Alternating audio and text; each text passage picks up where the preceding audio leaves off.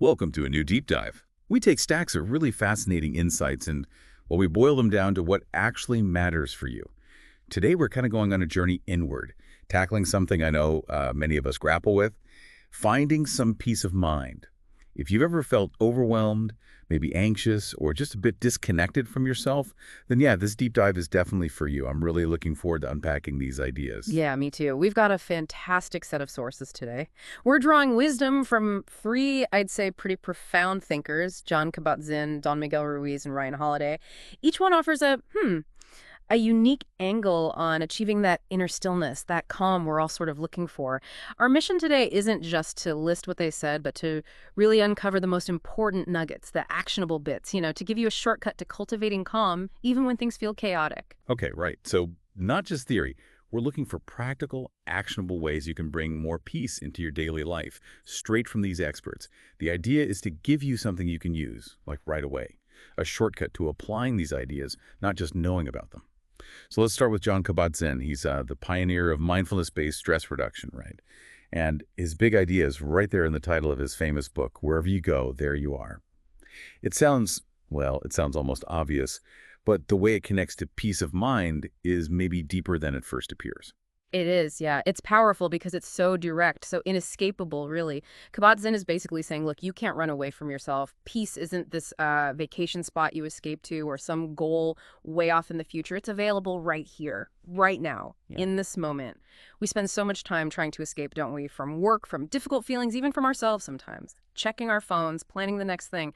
But mindfulness, the way he teaches it, is about fully being where you are, meeting whatever is happening, pleasant or unpleasant, just as it is. Okay, so whether you're stuck in traffic or just having a cup of tea or maybe rushing through a crazy busy day, the instruction is just to be there. Peace isn't found by looking somewhere else. It's something you cultivate by accepting this moment. Exactly. And that naturally raises the question, okay, fine, but how? How do you actually do that when your mind is racing? Kabat-Zinn offers really practical steps. He's not saying you need to meditate for hours on a mountaintop. You could start with just a daily 5-minute mindfulness practice. Just sit, focus on your breath, notice thoughts, feelings, sounds, without judging them. That's the key part. And beyond that formal sitting, you can bring that same awareness to simple, everyday things like brushing your teeth, feel the brush, taste the paste. Or walking. Yeah, walking. Feel your feet on the ground, the air on your skin, or eating. Really taste your food instead of just gulping it down. The core thing, he really emphasizes this, is letting go of the judgment, just noticing what is, not getting caught up in how you wish it were different. It's about being, not striving. Right, letting go of that constant commentary. Okay, so Kabat-Zinn gives us that foundation. Peace starts with presence, just being here. But once we're here, what about all that internal noise, the mental chatter, the rules we live by, the drama in our interactions? This seems like a perfect place to bring in Don Miguel Ruiz and his really transformative work, The Four Agreements. You described it as a mental detox. Yeah, I think that's a good way to put it. It's like Ruiz's agreements work as a kind of mental operating system upgrade, clearing out the junk files. Following them helps clear the mind and heart of unnecessary noise, limiting beliefs, the stuff that causes so much internal suffering. It leads towards personal freedom. He talks about dismantling or domestication, all the beliefs and rules we absorbed growing up. Let's break them down because each one is what's powerful. First, be impeccable with your word. Now, this isn't just don't tell lies. It's deeper. It's about recognizing the sheer power of your language, both what you say out loud and, crucially, what you say to yourself. Your internal dialogue literally shapes your reality, according to Ruiz. Wow, okay, so the self-talk. Exactly. A lot of our suffering comes from the negative stuff we tell ourselves, right? The criticism, the I'm not good enough thoughts. Being impeccable means using your word consciously, truthfully, and with love, especially towards yourself. It's about noticing that inner critic and actively choosing more supportive language. That shift alone feels huge, seeing words, even thoughts, as creative acts. Okay. Okay, but the second one, don't take anything personally. That sounds incredibly freeing, but also really hard. What if someone is actually being critical or trying to hurt you? How do you not take that personally without just letting people walk all over you? That's a really important point. Ruiz isn't saying ignore feedback or tolerate abuse. Not at all. What he means is that whatever other people say or do, even if it's directed at you, it ultimately comes from their own world, their beliefs, their fears, their agreements, their domestication. It's about them, not you. So when you feel offended or hurt, the practice is to pause and ask yourself, okay, wait, is this really about me? Or is this reflecting their stuff? Creating some distance. Exactly. It lets you disengage from the drama.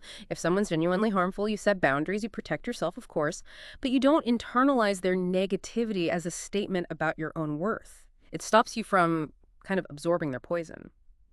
Then the third agreement, don't make assumptions. Oh man, this one is huge for relationships, for work, for everything. We constantly assume we know what others are thinking, why they did something, and honestly, we're usually wrong, or at least we're projecting our own fears onto them. We fill in the blanks We ourselves. do, and it causes so much misunderstanding, so much conflict. The solution Ruiz offers is incredibly simple but powerful. Ask. Clarify things, communicate. Instead of guessing and getting upset about your guess, just ask the question. Seek understanding. Imagine the arguments avoided just by saying, hey, can you tell me more about what you meant? And the fourth agreement, always do your best. Now, this sounds simple, maybe even a bit cliche, but there's a key nuance here. Ruiz stresses that your best isn't a fixed standard. It changes from day to day, even moment to moment. It depends on your energy, your mood, if you're sick or tired. All right, so it's not about perfectionism. Not at all. It's about giving the effort that's appropriate for you right now, given your circumstances. Some days your best might be running a marathon. Other days, just getting out of bed is your best. Doing your best, in this sense, frees you from self-judgment and the paralysis of perfectionism.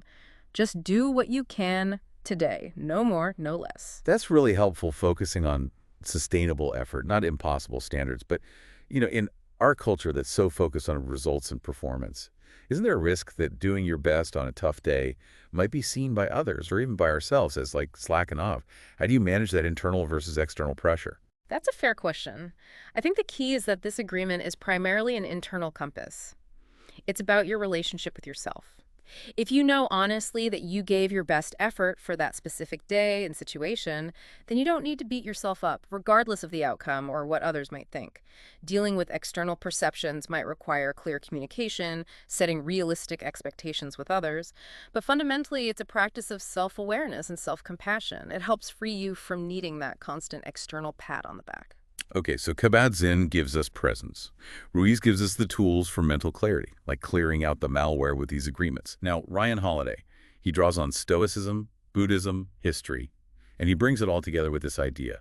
Stillness is the key, he states it plainly. Stillness is the key to self-mastery, discipline, and peace.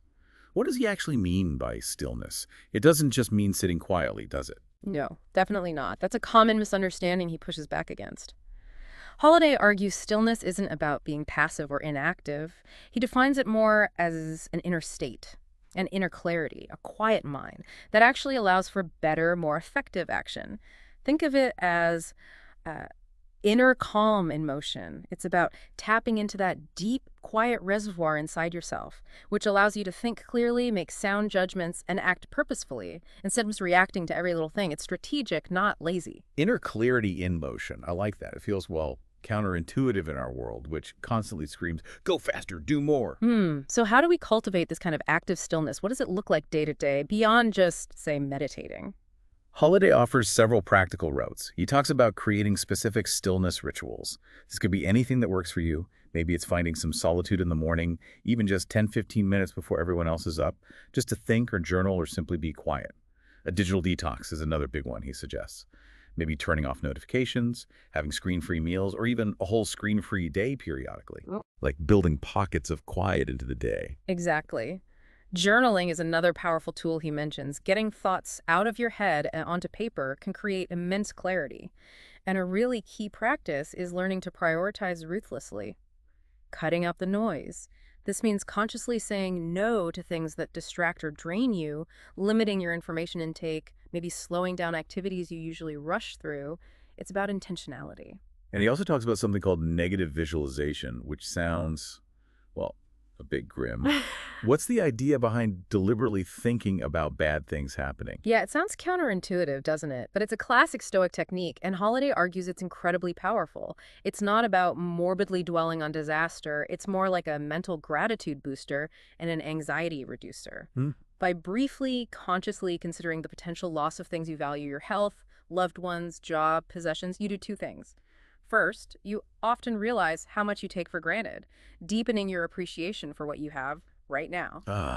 So it increases gratitude for the present. Precisely. And second, by mentally rehearsing potential difficulties, they lose some of their power to create anxiety. You've sort of pre-handled them in your mind. It builds resilience and reduces fear of the future. It's a tool for perspective. Okay, putting this all together as we wrap up, Yeah. it really feels like peace of mind isn't some static endpoint you reach, like, okay, I'm peaceful now, done. It's much more like a continuous practice, a way of being. Kabat-Zinn grounds us in the present moment. Peace is here. Ruiz gives us the code, the agreements to clean up our internal operating system, reducing self-inflicted suffering. And Holiday shows us that stillness isn't emptiness, but actually the source of clarity and strength needed for effective living. Absolutely. The common thread weaving through all three, I think, is that this is fundamentally an inside job. True peace is cultivated from within. It involves accepting the present, cleaning up our internal dialogue and assumptions, aligning our inner world with our outer actions, and actively creating space for clarity amidst all the noise. It's not about finding the perfect, quiet circumstances outside ourselves. It's about cultivating that quiet strength inside. So the real question for you listening is, what if, starting today, maybe even right now, you just chose one thing? What if you chose to be fully where you are, just for a few moments? Or chose to speak your truth with a bit more care, especially to yourself? Or maybe carved out just 5 minutes of intentional quiet stillness today, turning off the noise. You might just find that peace isn't something you have to chase after frantically, like it's hiding from you. It might be something you simply allow, something that's already there, waiting for you to access it, waiting to unfold from within.